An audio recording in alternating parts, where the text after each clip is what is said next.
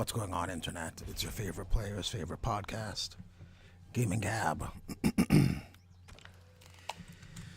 And this evening, on this Christmas Eve, we are going to go over all the designs of Jade. We had a poll on my YouTube, and it was either going to be Tanya or Jade, and it looks like Jade won pretty convincingly. Let me double check to make sure, but I'm pretty sure Jade is the one that is currently winning. Yeah, it's Jade 79% to Tanya, only 21%. So we're definitely going with Jade this evening.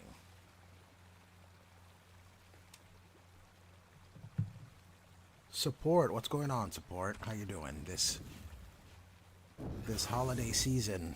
What are you up to this holiday season? Do you celebrate the holiday? Oh no, I think I believe we've already gone over this. You said that you're not really someone who celebrates holidays. It's good to have you. I was just going over the fact that this stream we're going to be discussing all the designs of Jade. I did a poll, and Jade won with almost 80% over Tanya, so she's had quite a few designs too. She's been in a couple games. One in particular, I thought she was in just as a cutscene or something like that, and she wasn't, surprisingly. I just went back real quick to kind of look over all the appearances of Jade, and that one really surprised me. But other than that, how are you doing this evening?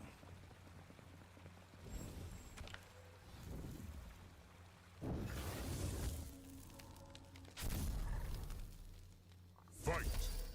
I know that I believe, I don't know if you're into horror, but Nosferatu is coming out tomorrow, and I'm looking to go watch that. Oh, I'm thinking it's yellow. Oh, it's Scorpion, no wonder. I like that. Alright.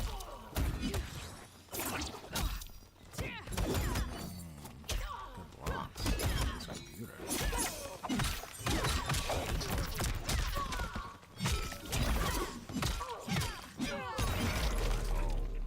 Is there more than one? Oh, no, that's it. Support, you say, why do people hate MK1 Tanya? It's a race issue. I'm doing good. You know what? I wasn't going to touch on that, but I kind of agree with you. I think it's more of a subtle race issue, if that makes any sense. I don't think they're necessarily against her because of her skin color, but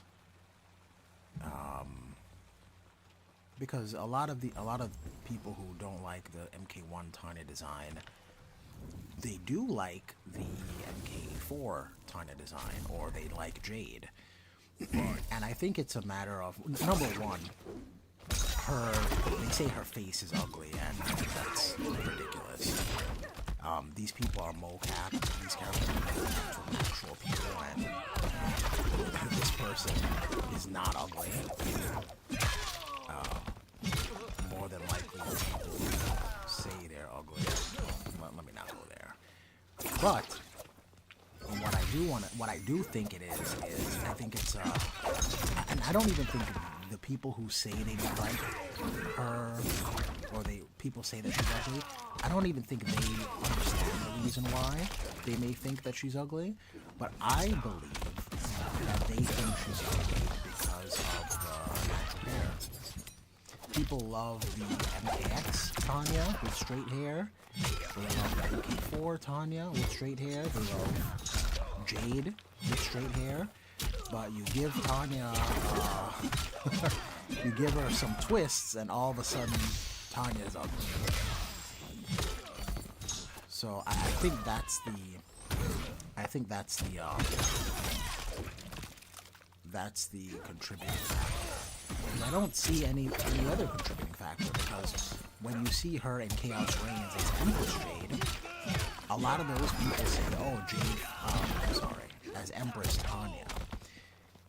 In Chaos Reigns, when she's Empress Tanya, a lot of those people who don't like the default costume of Tanya or the default skin of Tanya, they say, oh, they finally made Tanya beautiful. And the main difference is that Tanya, the Empress Tanya, doesn't have the twists. I mean, she has some twists in her hair, but the majority of her hair is straight.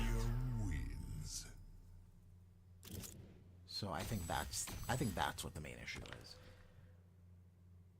I never thought she was ugly at all, to be honest. I never thought so either. These people, I don't know. I don't get it. It's like, because she doesn't have straight hair and glowing eyes, all of a sudden Tanya is ugly. It's absolutely ridiculous. But yeah, I really think it's a hair issue, and a lot of these people, they can't put their finger on it, because there's one picture in particular that everyone goes to where Tanya is looking angry, and they say, yeah, this is why we're saying she's ugly. And it's like her yelling or something in an angry face. But if you look at almost any other picture of her, she doesn't look... I mean, she looks absolutely beautiful, so I don't understand why, you know, they will say, okay, we understand that she looks fine in every other instance, but in this one instance, we don't like how she looks. It's like they can't put their finger on the reason why they don't like her, and I think it's because, well, number one, everyone wants, not everyone, that's not fair for me to say, but so many people want women to go back to showing more skin. I think it's a combination of that and the fact that her hair isn't straight. Support says they must have forgot that Tanya in MK4 had a braided ponytail. Yeah, she did have a braided ponytail, but it wasn't like, I don't know. I guess like it's not twisted the way her hair is twisted here. And I guess that's the only reason why. I'm trying to make sense of something that makes no sense. I don't know. I don't understand why people say that about her, but that's just my theory based on just how people have acted and what they say they like as opposed to what they say they don't like.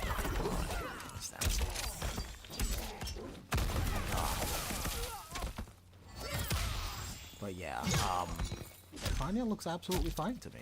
I don't understand what the issue is.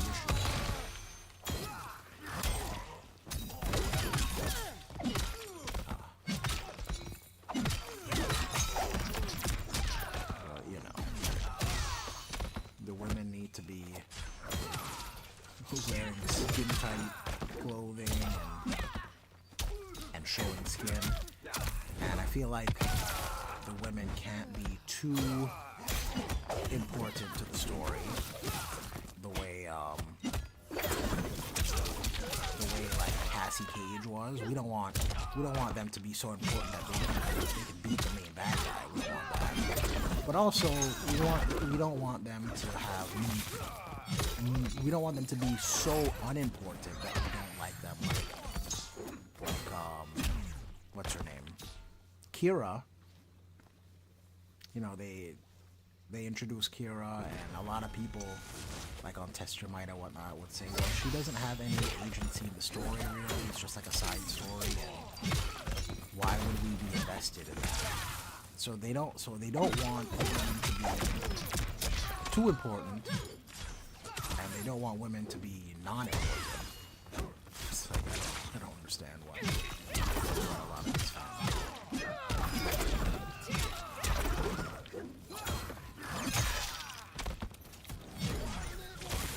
guess they just want them to just be like damsels in distress and wearing skin tight stuff, but have some agency in the story, but we can't win. Like, we don't want Kitana beating Shao Kahn in MK11. We can't have that. Even though I feel like anyone who says that, they don't understand fighting, right? In fighting, it's always a percentage. No one wins 100% of the time. Nobody. Even Mike Tyson lost to Buster Douglas, even though on paper, Buster Douglas should have lost to Mike Tyson. But it was probably like 2% of the time, Buster Douglas would win. And it just so happens that that night was part of the 2%. And that's just how fighting is. That's just how every competitive thing is. You don't win 100% of the time. And I feel like anyone who is a playable character in Mortal Kombat at least has a chance of beating Shao Kahn. So in MK11, it just so happens that it was in Kitana's favor, that one fight. But I don't know. You try to explain that to anyone, and they're just like, power scaling and jeez, all these arguments. Support says, I don't know, maybe the problem is don't have the white glowing eyes. I think that is one of their issues, is that she doesn't have the white glowing eyes and she doesn't have straight hair. Fight. A lot of people say that Tanya from MKX is like an Egyptian look, and I don't I don't want to get into the whole Egypt is in Africa thing. That's not African hair, but that look that people are accounting to as being Egyptian is like from the movies. That's like movie Egyptian look. It's not how Egyptians actually look. But I don't know. I don't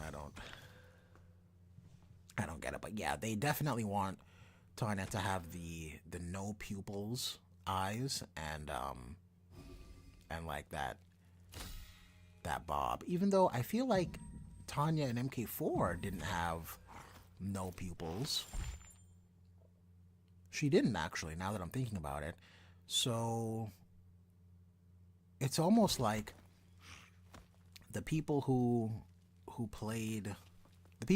have these opinions, I feel like their first Mortal Kombat was like one of the 3D era games. It was like Deception or Armageddon. And to them, that is the definitive look of the character. So that's probably why they're like, yeah, we want her with the no pupils. But that's how she was in that game. Even though when she was introduced, she didn't have the no pupils look. She had pupils the way she does now. So if you try to talk sense into some of these players, and it's just like I don't know what you're talking about. What is that? Yes, the timing on that is so weird.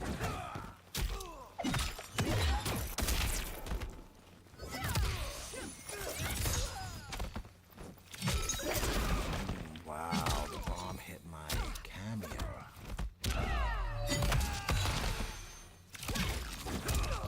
Okay. Support.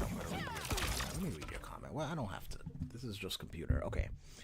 I used to be mad at Shao losing to Kitana at MK11, but then I had to think about the fact that Shao Kahn, we're used to, is power by billions of souls and also merge realms. MK11 didn't go through MK3. They didn't. And also I feel like just the fact that, again, the fact that Kitana is a playable character and has an ending, like even in MK3, I feel like everyone in that game has the potential of beating Shao Kahn. Now it might be like a 98 to 2% chance of Shao Kahn losing, but they have the potential of beating him. Because if not, they wouldn't be included in the game. You know, you don't have like random 12-year-old as a character in Mortal Kombat because that person has absolutely no chance in Mortal Kombat. But all these warriors at least have the chance of being in. Now maybe Shao Kahn has to have an off day. Maybe he's got to have a stomach ache and he doesn't feel good that day. But they have the potential of beating him. And you know what? It just so happens it was Kitana's day that day. She was more motivated. Maybe Shao Kahn was tired from fighting Kotal and everyone else. Like it wasn't like a UFC fight where they both were rested and they walked into the arena. It was like a war where Shao was fighting other people and then Kitana walked up and then beat him down essentially. So the idea that only Liu Kang can beat Shao Kahn, even under these circumstances, the circumstances where he's been fighting other people and he may be tired and worn out, that still no one else can beat him, I think is a ridiculous idea. Anyone can beat anyone in Mortal Kombat, which is another reason why I don't get why people are upset that Cassie beat Shinnok. Like, why can't Cassie beat Shinnok? Anyone in any playable character has enough ability to beat anyone here. Oh shoot! I thought Quan Chi's health was my health. I was like, where did my health go? Finish him. One character that couldn't beat and powered up Shao Kahn in MK3, if not Liu Kang, Raiden, or Kitana, is Shujinko. Could absorb abilities too. Too bad he couldn't. Oh, I see what you're saying. Yeah, absolutely. Man, I actually wanted to do a video about Shao Kahn in the first timeline because, man, Shao Kahn in the first timeline was just such a beast. I remember the first time I watched that, the first time I read through like the the little story panels where they talk about Sindel, and Sindel allowed him to walk through the realms and come to Earthrealm, and then he just invaded and whatnot. They talk about all that, but one thing that I feel like almost no one talks about, and I think you touched on it as far as the Billions of Souls, is the fact that when Shao Kahn gets to Earthrealm, there's a panel of everyone on Earth. Everyone on Earth is just like kind of looking at their hands and whatnot, and their souls are leaving them because Shao Kahn, like at the snap of his fingers, like almost Thanos them, and I kind of hate that that's a term now, but almost like with the snap of his fingers, he stole everybody's soul on Earth. Everybody just dead the moment Shao Kahn stepped foot in Earthrealm. I mean, that is power on a scale unbelievable. Now, the Elder Gods prevented him from stealing the souls of whoever was considered a champion of Raiden. So that's why, like, Stryker and Cabal and all those people, Sub-Zero, didn't have their soul stolen. But when you look at the game, like the stages of Mortal Kombat 3, and you're like in... So, like, the first game is like Enter the Dragon. It's like these exotic areas, tournament areas and stuff like that. The second game is like an Outworld, so it's more, I don't know, like tribal almost.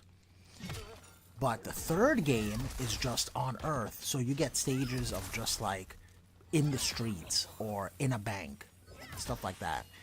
And I remember as a kid playing that game and thinking, it's just eerily creepy. It's so creepy that some place that should be heavily populated isn't, and it's just two guys fighting here because everyone else is dead. Everyone else on Earth is dead, and that is just such an insane level of power, I think, Shao Kahn doesn't really get the credit I think he deserves. Man, first timeline Shao Kahn is just a ridiculous force.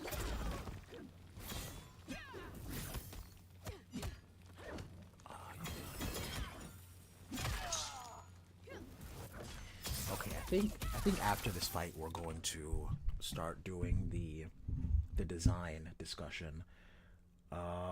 Shao Kahn in the old timeline was a lot more intelligent than his MK11 version. In MK5, Deadly Alliance, Shao knew Shang and Quan Chi would betray him, so he made a doppelganger to take the bait. Yep. MK11 Shao Kahn would have had been that smart, which I never understood how he didn't see Shang's betrayal coming. Nothing can top the MK3 plot. MK3 plot is top tier. But MK11 Shao, that's an interesting point. Is MK11 Shao dumb? Like, is he not as smart? I don't know. Is he? MK11 Shao is the same as MK9 Shao, essentially. And I don't know if he really did anything unintelligent. I really gotta re-watch the story mode for that. But I mean, MK3 Shao, I feel like he doesn't really do anything super intelligent either. He's just so powerful that it doesn't matter. And I feel like they established that with MK9 Shao Kahn. Like the fact that Liu Kang could punch a hole in his stomach and he can essentially get up from that when everyone thought he was dead is wild. Like he's still wildly powerful. And you know, a lot of people, maybe a lot of people is not fair to say, but I had a discussion with a buddy of mine and I was talking about how Shao Kahn is a sorcerer. Ooh, I forgot that's unblockable. And he's like, what? Shao Kahn isn't a sorcerer. And I'm like, he absolutely is. He just chooses to fight in a manner that is barbaric. But you know, he only uses his magic to like summon his hammer and throw energy beams that pierce you. Like his javelin. But story-wise, he absolutely has a ton of magic. And you know, if you watch any of the there's a follow-up there. Oh, mistake. If you watch any of the interactions in MK11 with Scarlet, you'll see that she's like asking him, hey, can you teach me more magic? Like, blood magic isn't enough, can you teach me more? And he's like, you can't handle the other kind of magic that I know. Like, Shao Kahn is not just a brute. Like, he is a sorcerer as well. He just wants, when he fights you, he just wants to break your bones with a hammer. That doesn't mean that he couldn't, like, drain your life force the way Shang could probably do, or clearly he knows how to steal souls and stuff like that. Like, Shao Kahn is, I mean, he's a broken individual. How am I losing this? Oh! Okay, we gotta play smart. Oh, how did that raw thing... Man, she still has over 1,000 health? Jeez Louise. Does this connect? Oh, it doesn't connect. Oh, I missed that too? Jump! Ooh! Ooh.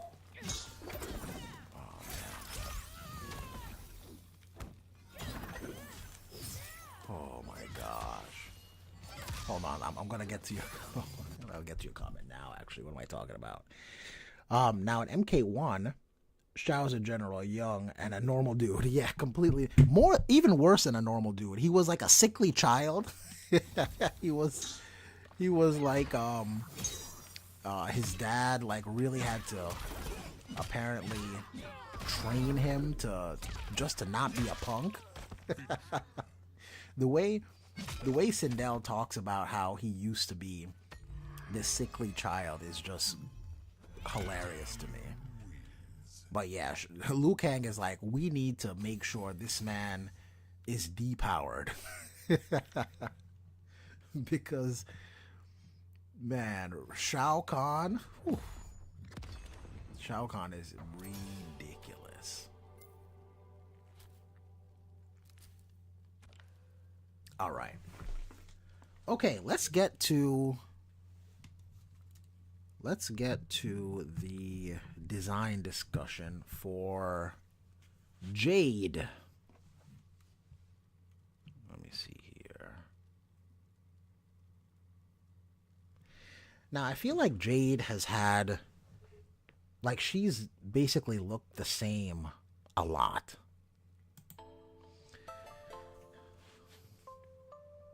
So, I mean, I feel like if you like the way Jade looks, then you just kind of like the way Jade looks. Jade is not, I don't know, her designs don't really vary wildly, but let's check out what Jade has to offer here. So, Jade in MK2. Oh, support. Hold on. Let me see what you're saying first. Support says, since Sindel knew about Shao being sickly as a child, does that mean she was queen when he was a kid? Or were they both kids? Or is General Shao around Kitana's age? You know what? That is a great question. And a question I don't have the answer to. I don't know how much older Sindel is than Shao in the MK1 timeline. That's interesting. In fact, we don't even know who's older when it comes to Shao and Sindel in the original timeline. We don't know if Shao is older or Sindel is older. We just know who is more powerful, and we know in the original timeline Shao Kahn is more powerful, but we don't know who's older. Yeah, that's an interesting question that actually I've never thought of. Support. That's a good one. Okay, so here we got MK2 Jade, and I feel like they originally made her skin tone look darker, but in a lot of the media, like in the comics, they did not follow suit with that, and they also did so. They also did that with something else that we'll see later on, but a lot of times they don't give her the darker skin tone in media, but in the games she's always had a darker skin tone. So I don't know why they chose to not follow that. But Jade basically just looked like the other two characters, the other two female characters. To save space, they just swapped the colors. So she's just a ninja in a leotard, I guess, like a gymnastic leotard. Something like that. And man, look at how big her hair is. That's like such 80s hair in the comic. It's wild. And Jade in MK2 actually uses fans. She did not have her, I don't believe she had her staff yet in MK2. And I think she just kind of played like Kitana. I think she had like Melina's ball roll. So she was similar to Reptile in MK1, where she just borrowed moves from the characters that she palette swapped from. Support, you say, since we're ranking Jade designs, how about Jade MK Annihilation? Oh, we're going to get to Annihilation, sir. Oh, you thought I forgot about Annihilation? We're going to get to Annihilation, sir. Yes, sir. We're going to get to that. Okay. So, MK2, I mean, classic design. They're going to return to this design a couple times just because it is classic, but I'm really glad that later she got her own moveset, just like Reptile. Palette swap with just the same moves, but sped up frames and whatnot is kind of lame. Also, I believe, I'm not sure about this 100%, but from my understanding, I think Jade is the first black woman in any fighting game. I think I'm correct about that. I don't know if there's any other black or woman of color in any other fighting game before 1993 when Jade came out, so in MK2. So that is a cool stat if it's true anyway. I'm not 100%. Then we got UMK3. So she skipped MK3. There were no ninja basically in MK3 at all. The one ninja, Sub-Zero, didn't have a mask, so there were no masked ninja in MK3 unless you count the cyber ninja, I suppose. Let me see here. Support says plot twist: MK2 Jade is a clone of the real Jade. What? Why would you? Corey, look at her thighs. Corey. I mean, it's hard not to. I get it. MK3 Jade, I know what you mean, man. MK3 Jade. Yes.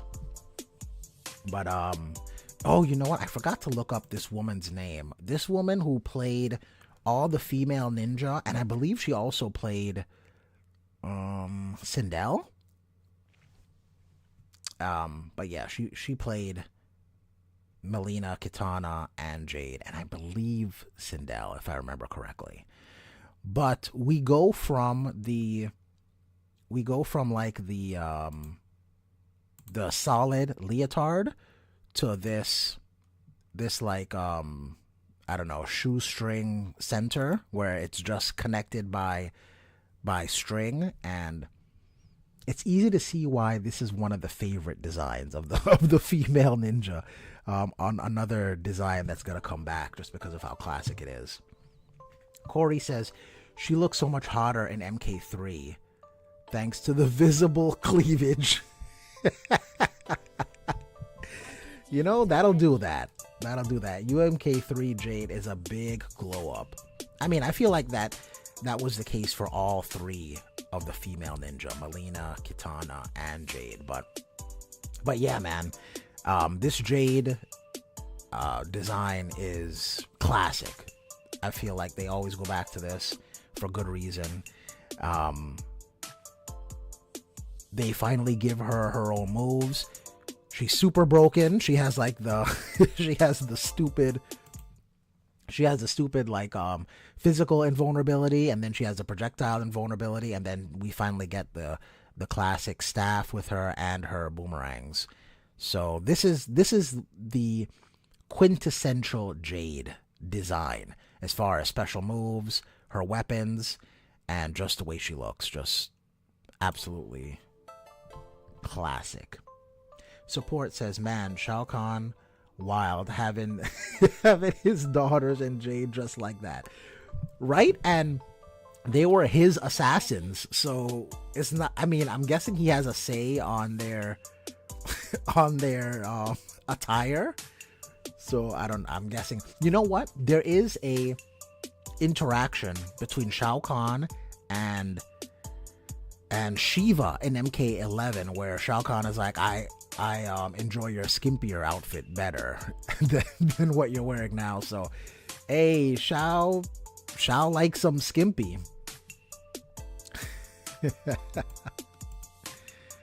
Oh man, now the next time we see Jade is not in a video game, but it, just like what Support was mentioning, Mortal Kombat Annihilation. This is the next time we see Jade not portrayed as dark-skinned.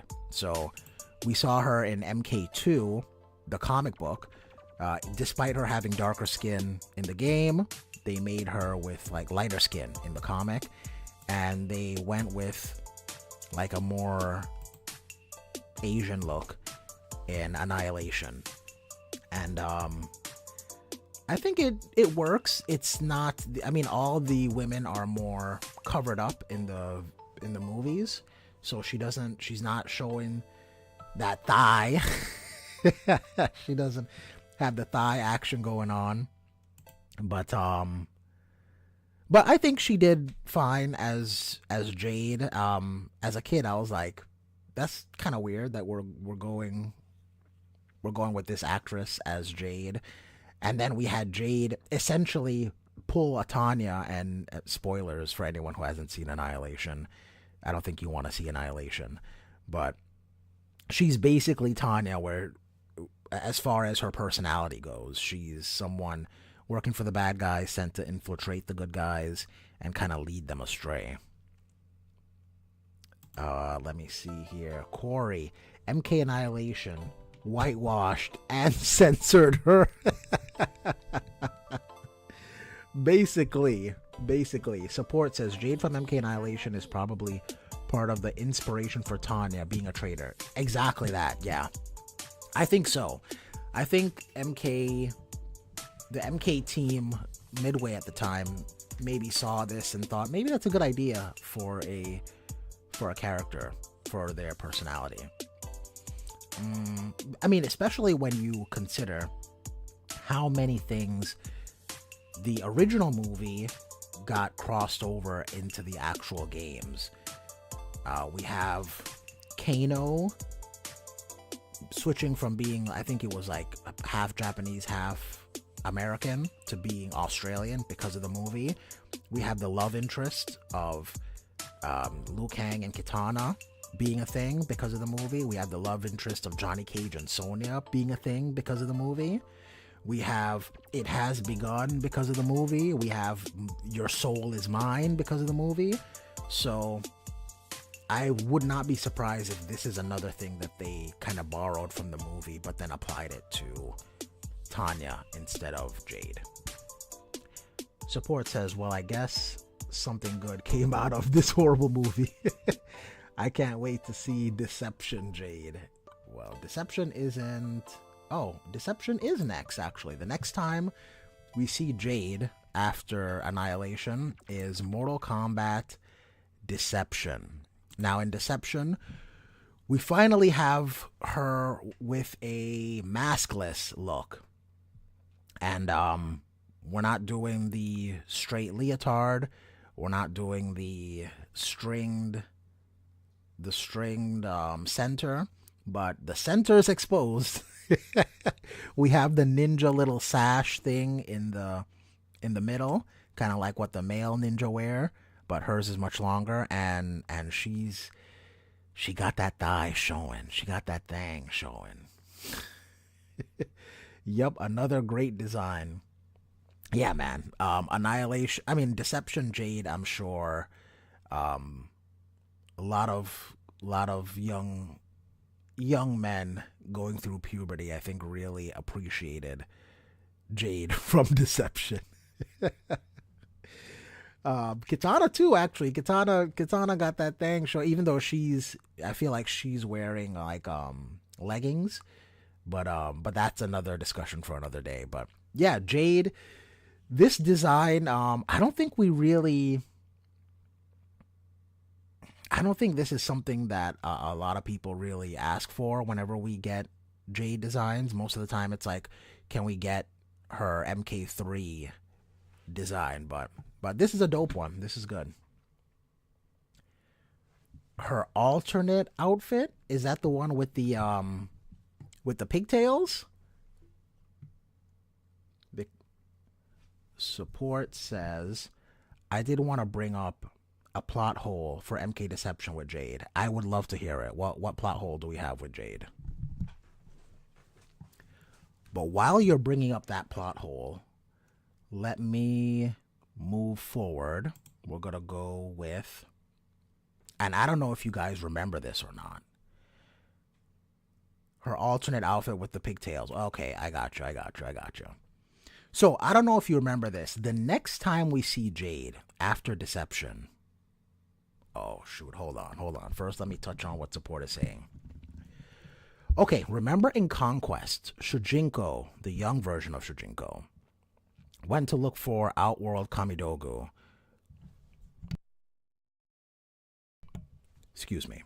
Went to go look for Outworld Kamidogu. Conquest is before MK1 Deadly Alliance.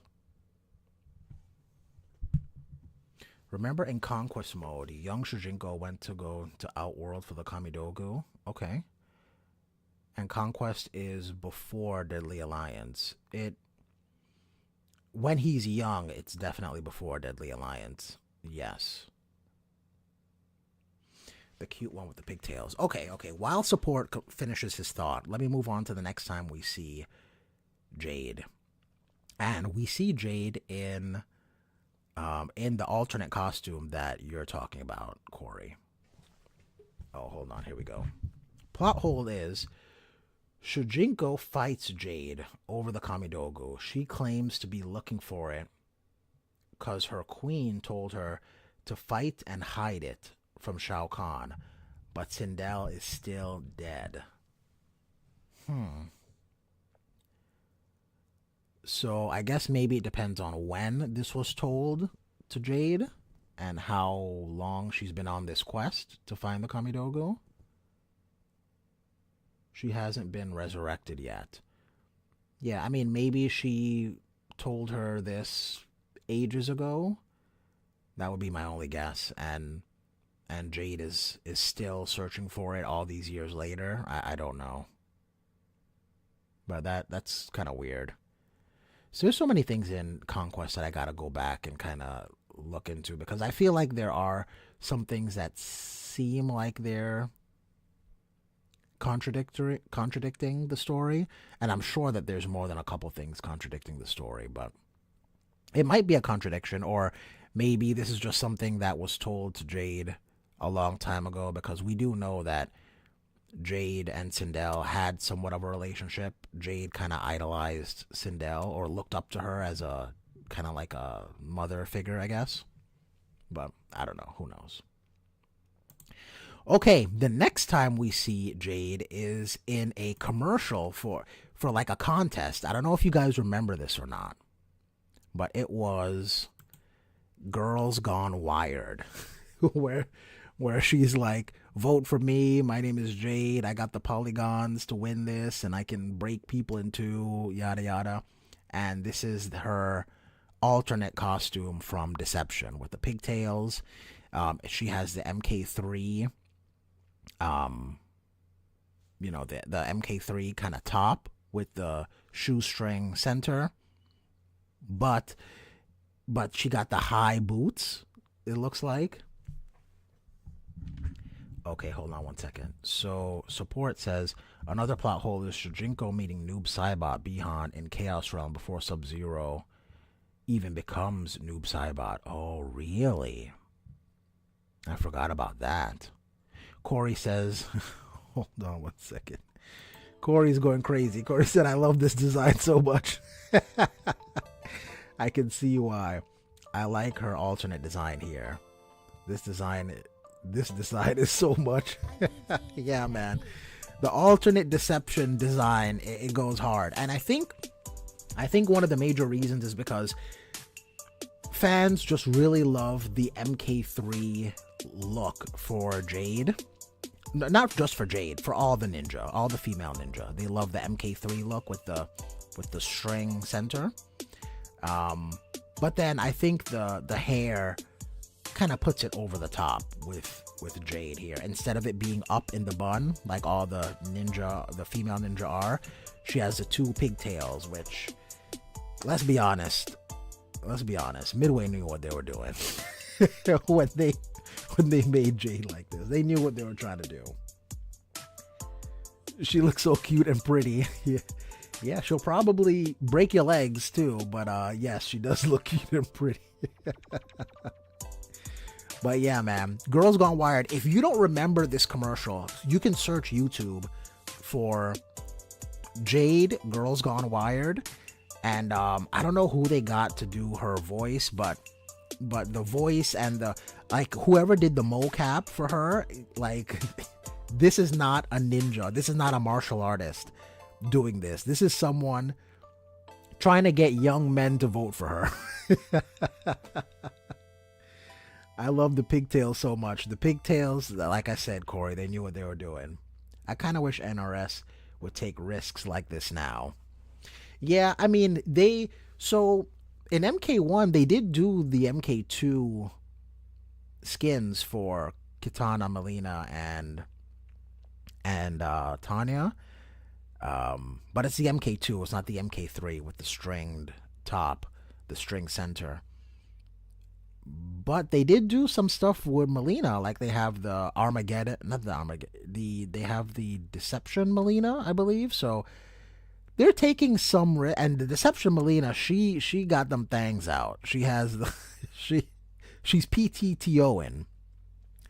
I don't know if you guys know what PTTO means, but it's poking that thing out, and Melina's poking that thing out, poking a lot of them things out. So they're kind of taking risks, but it's not as overt as this. They don't have the string center the way this does. Okay, now let's move on. The next time we see Jade is in Armageddon, and Armageddon, she's basically unchanged from Deception and from the Girls Gone Wired.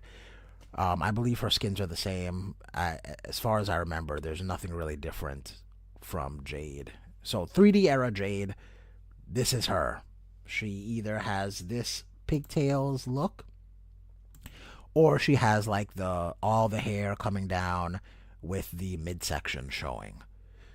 And I'm curious, do you guys like the midsection Jade showing more, or do you like the pigtail MK3 Jade more? Which skin? I mean, I don't know why I'm asking. I think you guys in particular are digging this look much more than her Deception look. But yeah, anyway. So that's Jade in the 3D era. I think the next game after Armageddon was MK versus DC, and we didn't get Jade in that game at all. Corey says, I prefer the pigtails look. Support says, Kotal Khan was missing out in the OG timeline.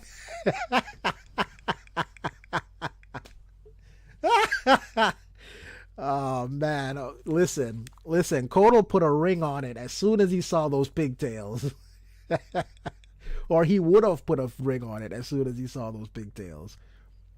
Oh, man, that is hilarious. He was missing out. Oh, man. Okay, next time we see Jade is at what a lot of people consider the creme de la creme of the Mortal Kombat lore and the Mortal Kombat games. MK9. We get Jade one more time, and once again, like I said, a lot of the Jade designs are really similar. She's in her MK3 attire. You know, she has the green leotard, green mask, and we get the shoestring center holding everything together. And this is quintessential Jade. She has the high boots. She has her staff and her boomerangs. Another great design, says Corey. Yeah, I agree. I mean, this is, like I said, this is essentially just the same design. This is just, MK3 Jade. It's the same top. She got her thighs out same way, but it's just an updated look for her in MK9. Support says, not gonna lie, all these designs are like a 10. She's so cute and beautiful. I mean, Jade, to be honest, the character of Jade is so underrated and such a good one. Just the idea of like this, she's like, the day one bestie, best friend of Kitana. She'll do anything for Kitana. Extremely, extremely loyal. But one thing I feel like they don't really dive into as much with her character is she's super loyal, right? To both her friend and to her allegiance to who she works for, to Shao Kahn. And we saw that in MK9 where she was spying on Kitana for Shao Kahn. And she's like, Kitana, do the right thing. Don't make me have to fight you, because her loyalty was split. And I feel like they don't really address that with her character as much. They don't address the fact that she is essentially a good person, but she's a good person who's so loyal to, you know, to her nation or to her realm or whatever, that she's willing to entertain the thought of betraying her friend, or just the fact that she's an assassin. So she's labeled as the top assassin for Shao Kahn. It's Kitana and Jade. So the fact that this very honor-bound person is also a killer is something that they don't really address in the stories. Let me see. Corey says it is a modified version of UMK3 look. Oh, absolutely. It is. It is the UMK3 look, but modified, just like you said. Never noticed she had jade color eyes in MK9. Yep. But yeah, so that's MK9 Jade. Now, I thought, because in MKX we get to see the revenants of everyone who died in MK9, except for Jade. I was looking through all the story modes, all the parts with revenants.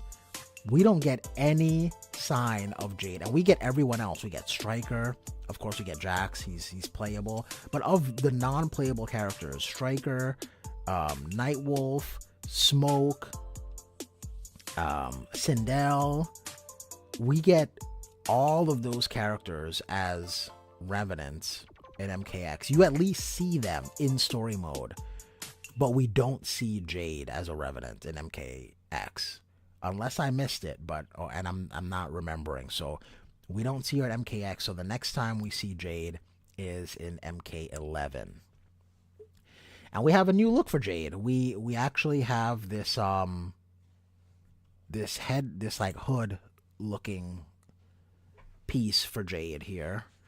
Now MK11, the customization was the best for Mortal Kombat. Maybe Injustice 2 might be a little bit better, but MK11 had such good customization. So you could really do a lot with Jade here, and they gave her a lot to work with. They gave her like this peach and green color, or you could do just a straight green. You could have her with just the long ponytail, the long single ponytail, or the hooded look. And I can't really choose a favorite with these.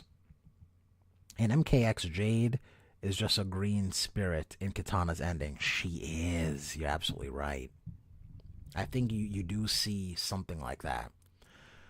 I prefer to use the UMK3 skin in MK11 for Jade. I can't imagine why, Corey.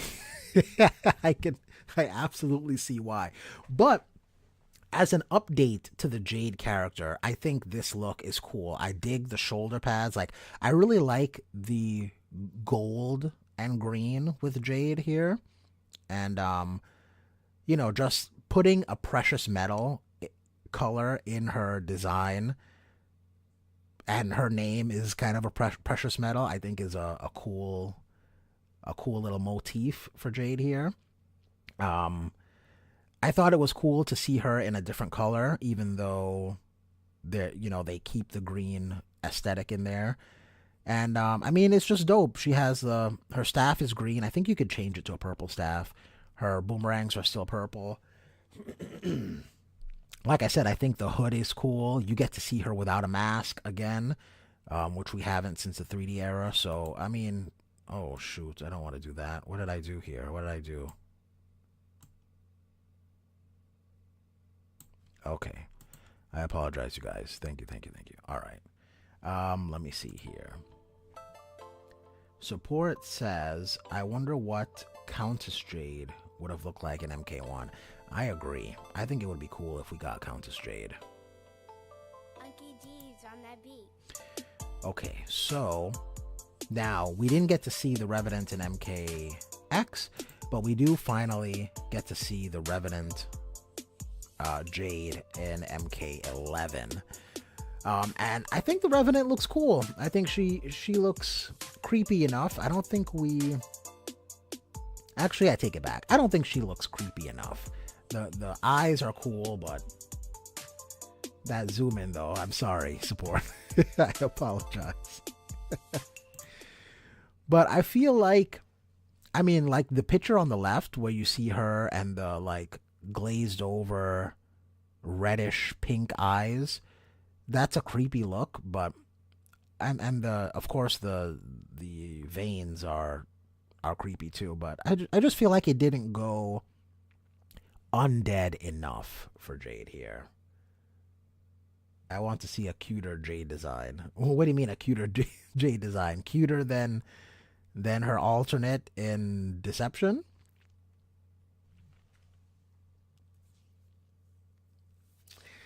But yeah, again, I mean MK11 super dope. You can do a lot of different things with Jade as far as customization goes.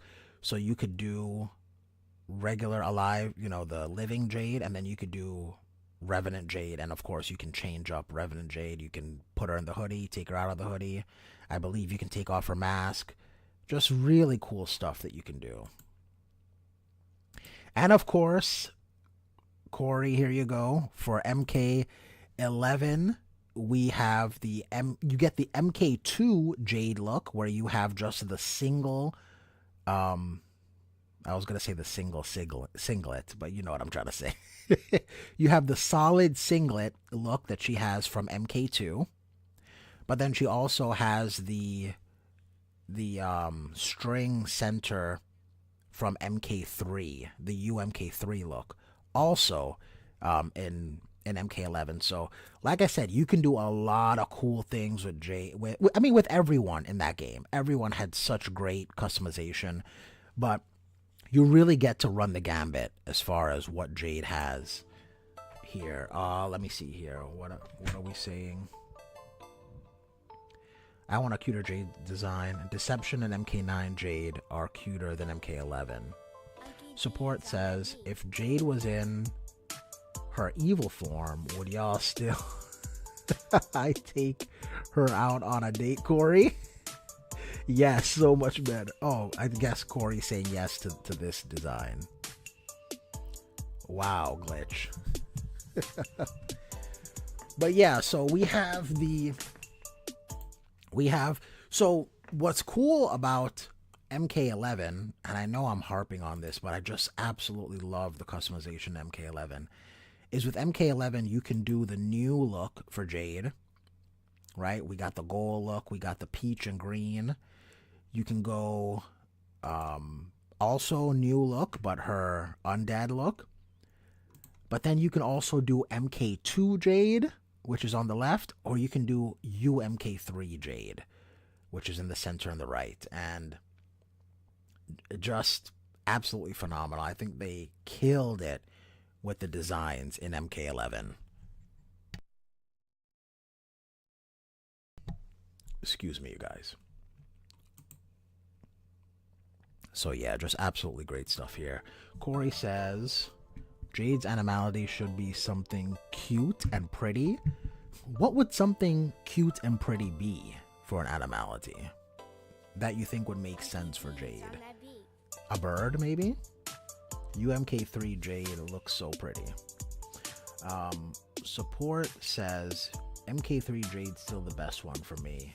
And Deception. Oh, really? That's your number one? So, Corey, actually, what do you say is your number one so far? But as far as support goes, so what you're saying is UMK3 is your favorite, as well as the Deception. Now, when you say Deception, do you mean the one showing the midriff, or do you mean the one with the MK3 top and the pigtails? I'm guessing you're gonna go pigtails. But like I said, this is just classic quintessential Jade, and you can see why they keep returning to this design, because this is essentially Jade. You know, they go back to it here. They go back to it in MK9. And then they finally go back to it again in MK11. Corey says a tie between MK9 and the Deception alternate art. Yeah, MK9, great work there. And then yeah, I can see why you love. Corey is a fan of the pigtails, so I totally, I get you on that. And that is almost it. We have Jade showing up in one other piece of media. And before I show you what that media is, what do you think is, I want you guys to guess. What do you think is the next time, the next and final time so far we have seen Jade? I'm going to let you guys guess. You guys get one guess.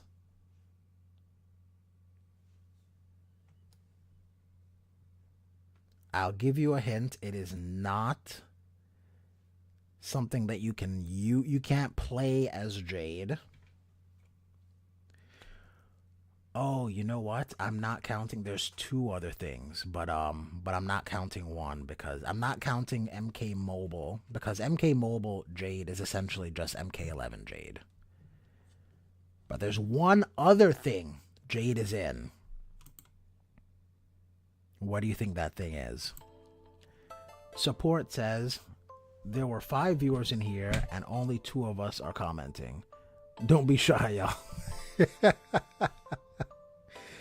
Yeah, I mean, some people are just lurkers, you know. I mean, I've done that before where I'm doing something and then I put on a live stream as a background noise or, you know, whatever the case may be. Some people are just lurking. That's cool. Shaolin Monks. No, Shaolin Monks is, Jade is in Shaolin Monks, but she's essentially MK2 Jade in Shaolin Monks. But I mean, there's another thing that came after MK11 that Jade is in.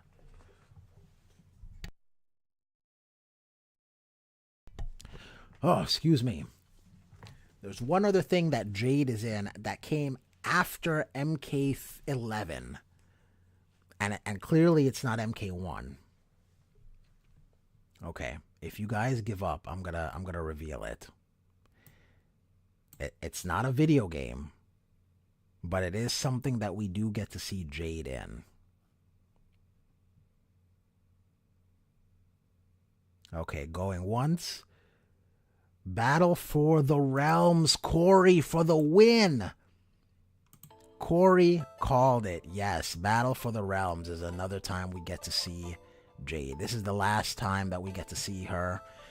And they're pairing her with the gold, the green and gold, and I dig the green and gold for Jade. And this is essentially just like an alternate an adjusted, I guess, outfit of her MK3 design, but without the strings in the center. She just got him out. she just has him out. Support says, I didn't think of that version. Yep. So we got Jade in Battle of the Realms, and she's just PTTOing in the front, and she's in the, I mean, she's PTTOing in the back too, don't get me wrong, but she's this is number 3. Where are the strings? Yeah, no strings in Battle of the Realms. I don't know why. She just has those, she just has them out, you guys. They're just they're just latching on for dear life to keep her covered up. But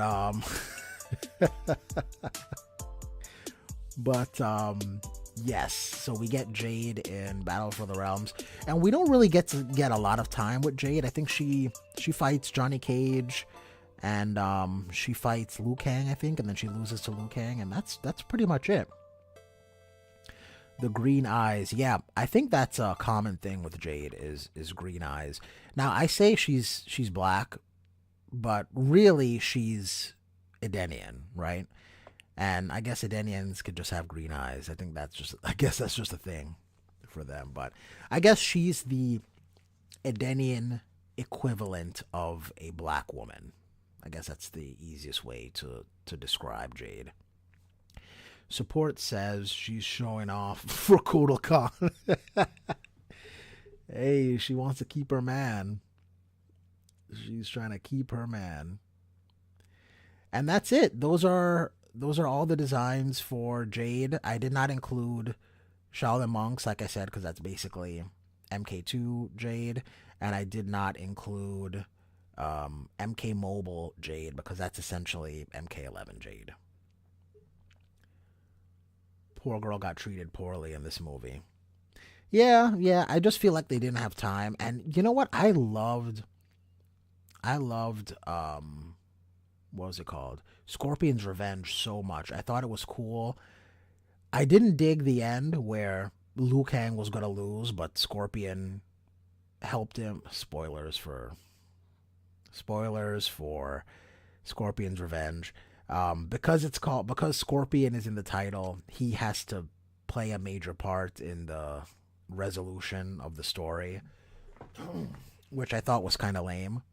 But other than that, I loved Scorpion's Revenge. I thought the fight scenes were over the top enough to warrant it being a cartoon, but it didn't go into absurdity.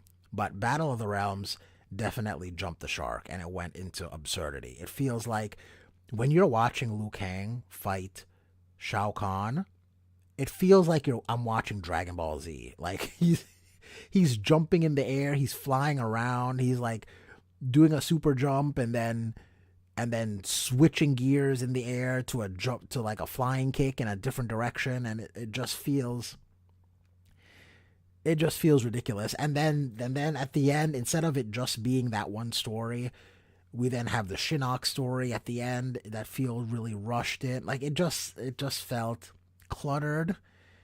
And then the fighting just felt, even though the fighting started off really cool, like Shang Tsung had this cool thing where he cursed Liu Kang and his arm was like crippled for a little bit. Like really interesting stuff, but then we get Dragon Ball Z at the end. And I love Dragon Ball Z. I just don't want Dragon Ball Z in my Mortal Kombat, if that makes sense. Support says, I hated the one being nerfed in Battle of the Realms. He's supposed to be this entity that ends all of existence with his return, but he becomes corrupted Shinnok in Battle of the Realms. Is that what happened? Was it I don't think it was the one being, because the one being don't you have to merge all the realms into one to resurrect the one being?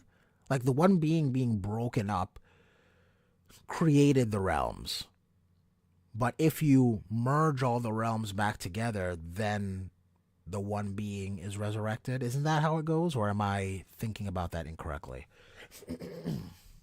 Excuse me. Support says the Shinnok story should have been saved for another movie. Yes, I 100% agree. Battle of the Realms should have just been the tournament. Yes. And you could still have like the Scorpion, Sub-Zero, Cyrax, and Sector thing where they're looking for the amulets and all that. And that could just be set up for the third movie. I think that would have been a cooler way to go about it. But instead, they just crammed everything in at the end, and just pacing-wise, it feels weird. It feels weird. Support says, in Battle of the Realms, Shinnok merged all the Kamidogu into himself, and we see the one being spirit merge into him. Oh, okay. That's lame. That's lame. Especially I feel like they don't know what they want to do with the Kamidogu, because in Deception, the Kamidogu, it was like if you, in multiple endings, you see that there's a way to merge all the Kamidogu into one, and then it becomes the one Kamidogu. And that relic grants you superpowers, or you become godlike essentially. But then, like in MK1, well, I guess in MK1 they didn't merge the Kamidogu. They just kind of put them into Homeboy's chest, into Havoc's chest. And I need to rewatch Battle of the Realms. I don't remember what happened, but if you merge the Kamidogu in that movie, I guess the one being spirit jumps into you. I don't know. That's weird. Very, very strange. But that's it, you guys. That is the design discussion for Jade. And I think I want to do more of these. So if you have a suggestion for who we should do next, let me know. I'm probably going to do another poll. I'm probably going to do like a poll of 2 or 3 other characters. And then whoever wins the poll, that is who we're going to do next. Oh, hold on one second. Support says, I thought it was said the one being couldn't be fought physically unless by the elder gods, and even they struggled against the one being, but Liu Kang and Scorpion can beat him with ease. Yeah, absolutely ridiculous. Absolutely ridiculous. And apparently the elder gods couldn't even really like defeat him. They had to use some sort of magic to split him into multiple things. And you know what another weird thing is? I don't understand why the elder gods would even allow anyone to merge realms, even with victory in Mortal Kombat. Why would they allow anyone to merge realms, knowing that if you merge the realms, the one being will be resurrected? Like, doesn't that absolutely make no sense whatsoever? Like, we're gonna give you a condition to do this, but if you do this, a giant being that almost killed us will come back. Like, what? It's so weird. Corey says, I love Jade. Corey, I'm interested. Is Jade your favorite character? And if not, who is your favorite character? Actually, I pose that to everyone here. Support as well. Who is your favorite Mortal Kombat character? Let me know. For me, it's always been Sub-Zero. Ever since I was a little kid, I loved Sub-Zero. But I think now, I think I might like Geras now. I'm not sure. Either Sub-Zero or Geras for me. But ever since MK in 1992, the idea of cold powers in a fighting game, and I feel like very few fighting games do like that free hit, like freezing abilities. I just thought that was so interesting. So Sub-Zero's always been my dude. Support says, and how does the one being tie into Chronica? MK11 never explains that. I would suppose that the one being is a step above Chronica, or maybe they're sidelines almost. I mean, clearly for Chronica to do what she wants to do, she can't have the one being around, right? But then at the same time, perhaps she instilled this desire in Shao Kahn to merge the realms, to resurrect the one being, to do like her balance, because I guess her whole deal is she wants balance between good and evil. So she has someone actively going towards destruction, and then someone like Raiden actively going towards preventing destruction. And I guess that's her whole point. I don't know. That's just my synopsis. Corey says she's one of them. Okay, well, what are some other characters that you have that are your favorites? Support says Liu Kang, Hanzo, Sub-Zero, Raiden, and Jade. I'm surprised that Jade are among both of your favorite characters. I feel like not a lot of people have... It's not fair for me to say not a lot of people. Most of the people I have encountered don't have Jade as one of their favorite characters. So it's refreshing to see, because Jade is one of my favorite characters. I think Jade is such a cool character. I just wish that, like I said, I wish that they would go more in depth on her what's the word I'm looking for? Inner turmoil of doing evil things but trying to be a good person. You know, assassinating people for Shao Kahn, but being an honorable person. I feel that's such a cool dichotomy of her character, and we never really touch on that. Support says, at first I thought MK11 would explain that Chronica resets timeline over and over to prevent the one being's return, but turns out she just wants balance. Yeah, exactly. Bootstrap says, Jade is the best. And Quan Chi comes next. Quan Chi, really? Quan Chi is cool. Man, ever since Quan Chi's face was on the side of that MK4 cabinet, I just feel like, how can you not be drawn to, like, how can you not want to know more about this character? Quan Chi just demands explanation. Like, you just gotta know what the heck is the deal with this guy. Corey says Kitana, Liu Kang, Bihan, Kuai Liang, Melina, and Shang Tsung.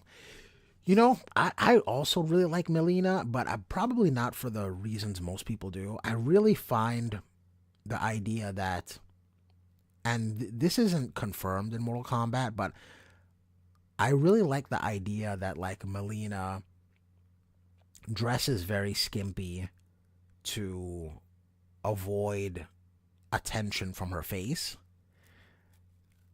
like a lot of actual people do. Like, people will I'm not going to name any names, but there are people who will dress provocatively because they don't want you either they don't want you to realize maybe they don't really have the greatest personality, or they just want you to avoid, like, looking at their teeth or looking at their nose or something like that. But also this idea that Melina kind of idolizes Kitana, like she wants to be Kitana, but she also hates Kitana. That dichotomy in her thinking is so interesting, and we only really scratch the surface when it comes to that. Like, like in MK11, a lot of her stuff is like she wants Liu Kang to love her, not because she loves Liu Kang, but because Kitana loves Liu Kang. And I think that idea of, like, I don't really want this, but I want it because you want it, is so toxic. And such a cool character trait, and I really wish they would go deep into her character on stuff like that. Support says MK4 Quan Chi was a menace. 100%. And he was a menace. Man, I don't know if you, in Mortal Kombat Conquest, he was absolutely a menace. In Defenders of the Realm, he was a menace. Like, Quan Chi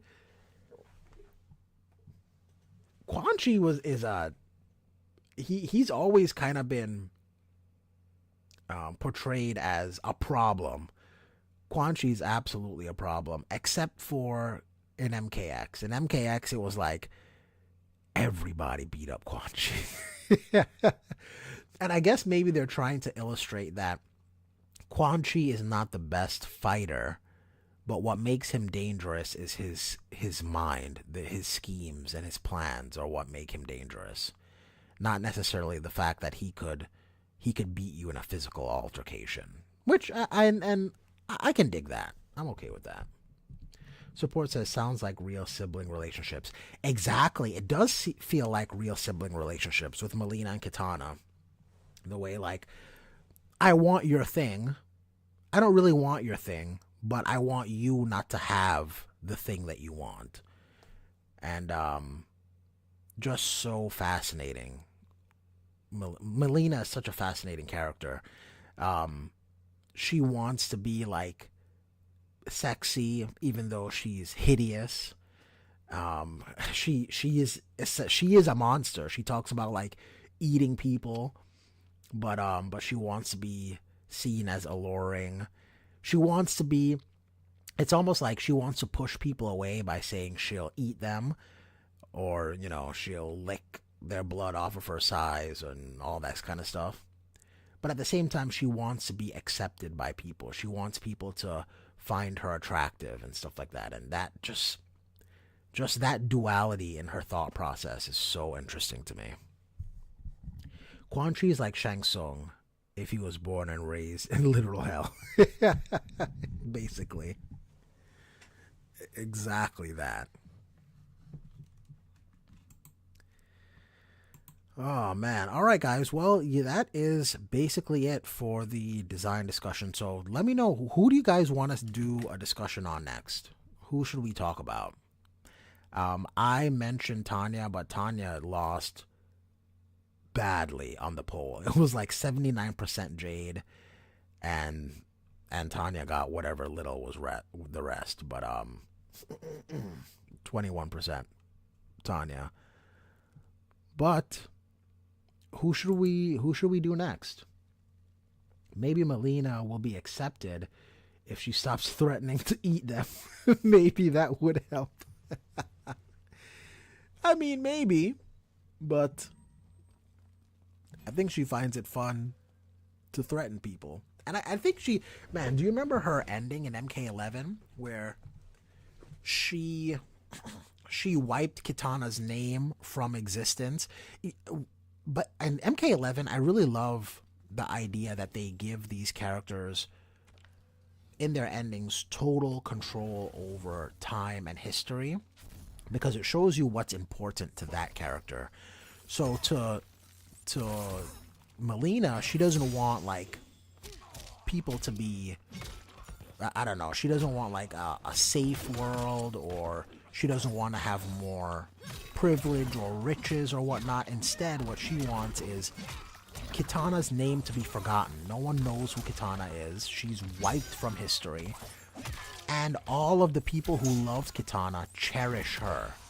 She used those words exactly. So like Jade and Liu Kang and whatnot, all of them love her and don't even know who Kitana is. And then she has a child with, Jade is with her, but I'm guessing she didn't have the child with Jade. But you see her and Jade, her and Tanya. You see her and Tanya with a baby, and then she's feeding the baby like flesh from victims that she has strung up around her. It's wild. She's saying like her child doesn't see her everyone else saw her as a monster, but instead her child sees her as perfection. And while you're literally torturing and feeding flesh to a child, it's just ridiculous. Support says maybe. Oh, you already. Okay, I read that. But support also says Sonya designs. Okay, we can do Sonya. Yeah. She has some dope designs. Sonya has one in Deadly Alliance where it's like this cream colored like military officer outfit that is just absolutely phenomenal. I'm surprised people don't mention that more. Oh man, that Deadly Alliance Sonya, whew, beautiful. Plot twist: Liu Kang is her father. Is the father being tortured? I wouldn't be surprised. I mean, that would fit with her MO. So many cool things with her character in MK11. Like, I like how she can do Kitana's voice. Like she can sound just like Kitana which absolutely makes sense about Deception, the way she took Kitana's place, and no one could tell that it was actually Melina, because it almost sounds weird. Like, how can you not realize just because she's wearing a mask? But turns out she can actually sound exactly like Kitana as well.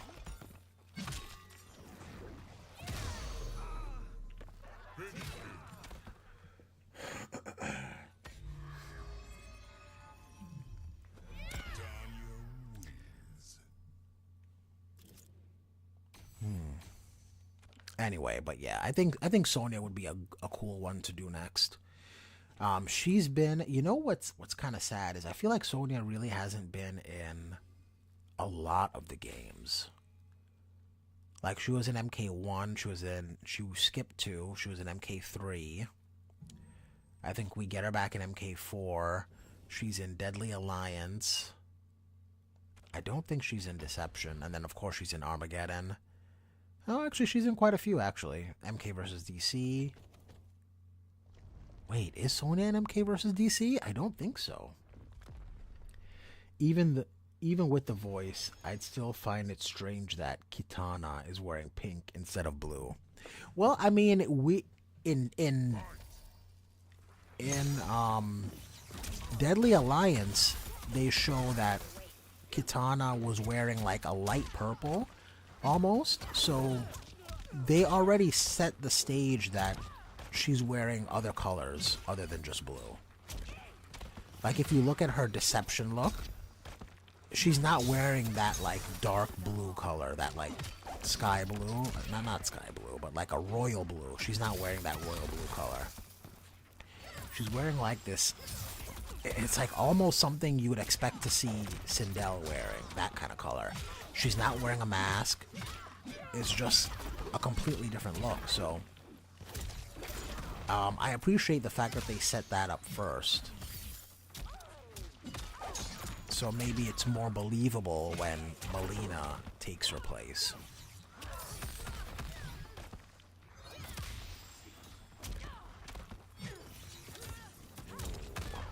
Oh, why would she do that?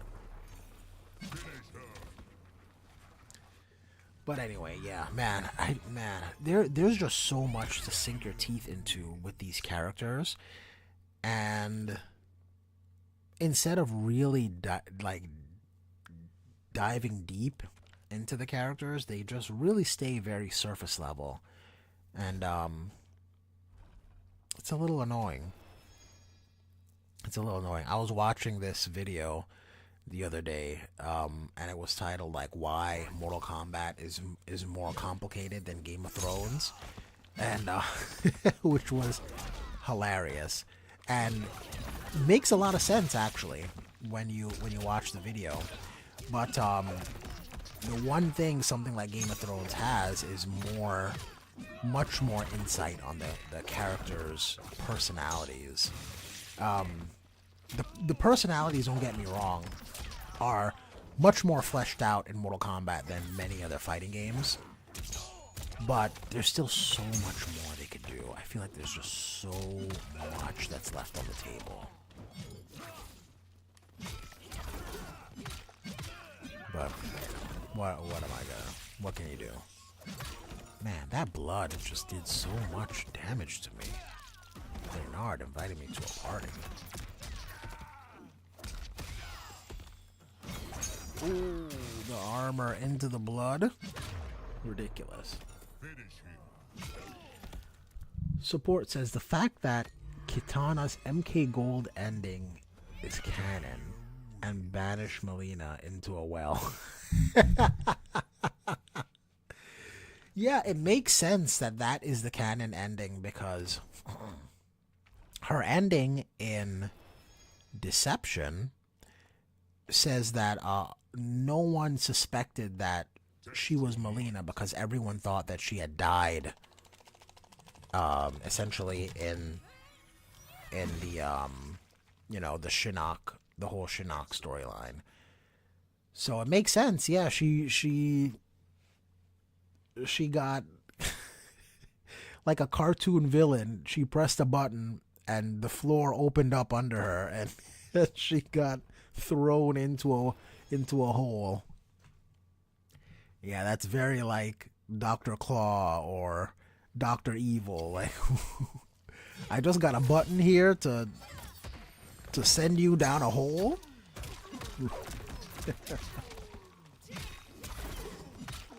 But yeah, totally makes sense.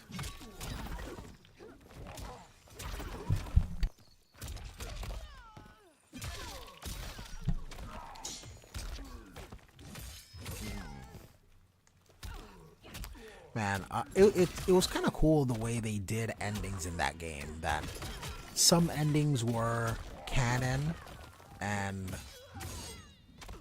some were like alternate endings to the same situation, and then it was just you had to, I guess you just had to use your intuition or just wait for the next game to really realize which was true and which wasn't.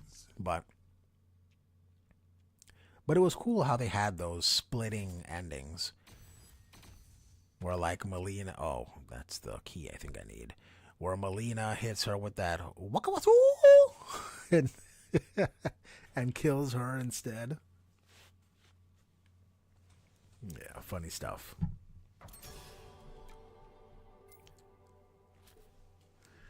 Reiko should have installed a trapdoor for Shao Kahn so he can fall into a pit and he can take the Outworld throw.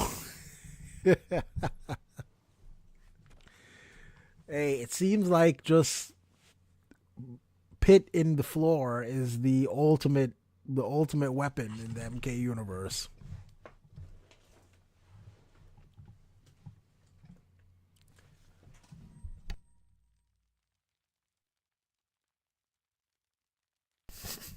Die laughing every time, right? Especially, oh man, the dialogue, it's so bad. Like it's I love how bad it is what I'm trying to say. Like, Kitana, you are evil and have no place in this world. You are right, sister. Like, that's all it took? That's all I had to say? And just my absolutely, so in MKX, I used to use Melina a lot, specifically piercing variation of Melina, and as most people did, most people who played Melina. And I remember, so there's a buddy of mine, we would get together and play MK. We still actually get together and play MK. And back when MKX was the main game, if he ever made the mistake of losing to my Melina, he would be on the receiving end of a Zigamafu.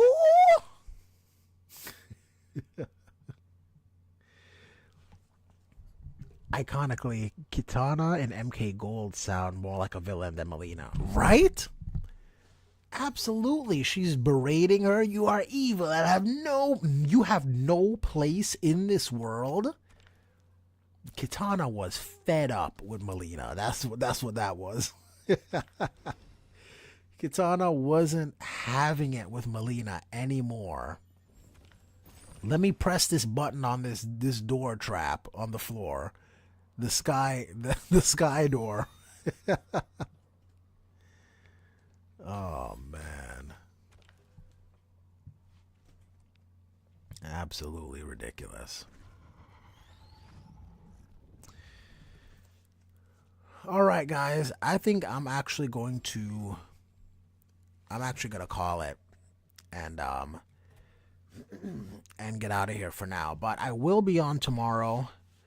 I know tomorrow is Christmas and a lot of people aren't gonna, they're gonna be with their families or whatnot. But tomorrow around this time I should be on again, and maybe we'll do Sonya tomorrow. We'll do another design discussion and do another character, whether it be Sonya or someone else. But listen, everyone who's here, whether you said something in the chat or you didn't, I see you. I appreciate you for stopping in. So hold on. Support says, it would be funnier if both Kitana and Melina ending were canon and they both died from the door. Then Quan Chi shows up. Quan Chi just comes in and sits on the throne. Man, I love I think it's the Baraka ending where he's like, who are you hiding from? The Earthrealmers are dead. Shinnok is dead. Everyone is dead. And he's like, how are we going to rule with everyone dead? A barren wasteland? I never agreed with Baraka more than that point. Where he's like, okay, we rule. we rule no one. Everyone is dead. Everyone is dead. Phenomenal. So anyway, yeah, so Melina and Kitana die. Then Quan Chi shows up. Everyone is dead. All right, you guys, I'm going to get out of here. Listen, whether you said something or not, whether you participated or not, I noticed you. I appreciate you coming into my little stream. Time is our most valuable asset, so I want to thank you so much for spending some of your time here with me tonight. Support says, I guess Quan Chi ended up insane, being all alone. Everyone is dead. Man, those, you know what we should do, actually? One stream, here's what we're going to do. We're going to watch all of the MK4 endings. Because they're just too good not to. We got to do that. Okay. One of these streams, maybe tomorrow. Do we want to do that tomorrow? I think, man, I don't know. I'm not sure yet. We'll either do another design discussion or we'll do all of the MK4 endings and we'll just talk about each ending. That sounds fun. All right, you guys. Again, thank you for spending some time with me tonight. I really do appreciate it. And as always, don't get beat up out there. Peace.